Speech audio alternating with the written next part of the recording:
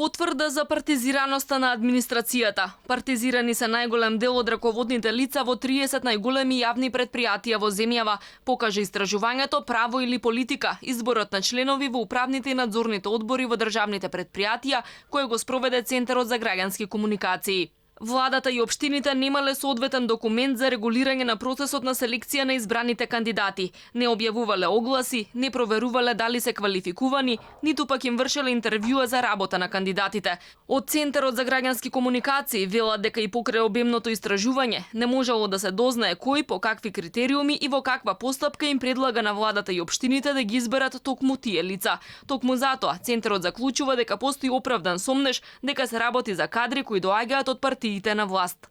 Со оглед на целосната нетранспарентност на процесот, оправдан е сомнежот дека списоците за именување на членови на управните и на надзорните одбори на претпријатијата во државна собственост се составуваат надвор од институциите, односно во партиските кругови. Како членови на управните одбори во најголемите државни претпријатија се јавуваат многу политички кадри, секторски директори во други државни претпријатија, припадници на државната администрација, сметководители во приватни компании, секретари на училишта, педагози, психолози, па и раководител на бензинска пумпа, сопственик на златарски дуќан.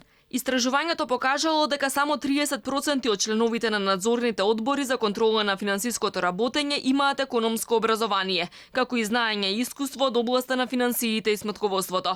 Ниту јавните претпријатија, ниту пак нивните основачи поседуваат работни биографии за членовите на одборите. Има огромна разлика во примањата на членовите на управните и надзорните одбори. Например, Комуналец Прилеп ги плаќа членовите 800 денари по одржана седница, а сумата достигнува и до 27.000 денари месечно за председателот на надзорниот одбор на Македонската радиотелевизија. Годишно најмногу за исплата на членовите на одборите троши Водовод и канализација Скопје, односно околу 36.000 евра.